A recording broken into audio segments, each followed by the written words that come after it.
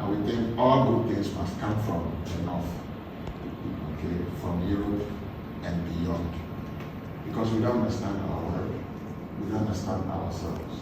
We moved to Bremen to see the collection, and she gave me permission to take some pictures to Ghana.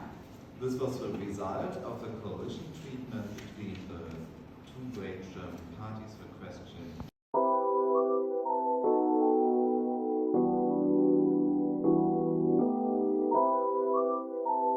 Home and also some people growing up in the diaspora not having any contact with their cultural heritage materials.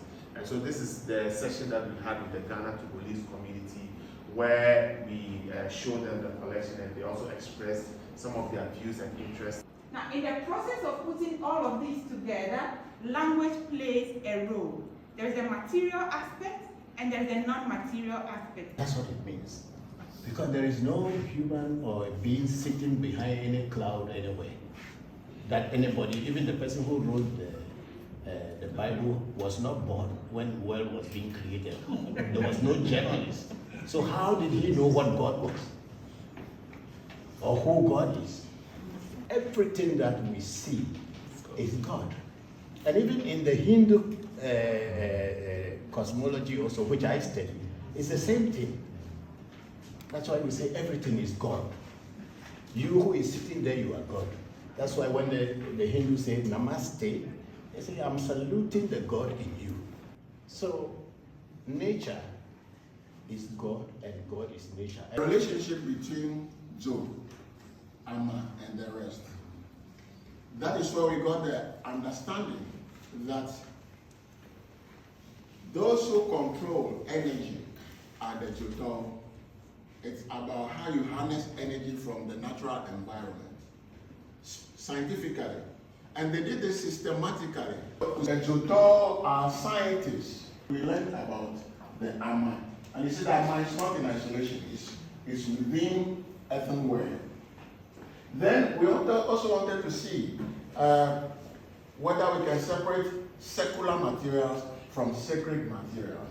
And we see that, yes, you can go to the market and buy a piece of bowl. It's in the market.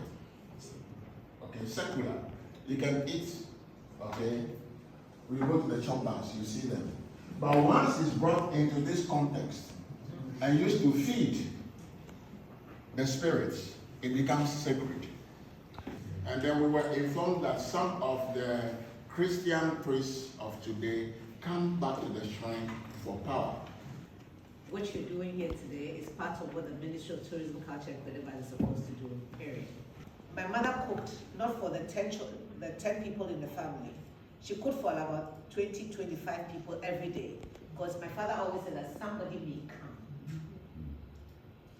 Someone tried to rob me of that by what we call education, disconnected me and disrupted the natural flow of my environment with me.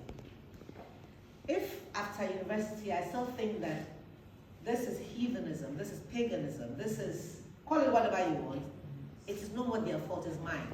So I've been asking myself, so all this lifting of the host, and I still go to church though, all this lifting of the host and we genuflecting and connecting to this blood of Jesus, how did they manage for me to accept the blood of Jesus and make it so difficult for me to accept that blood I just saw on the stone and my stomach just went, oh.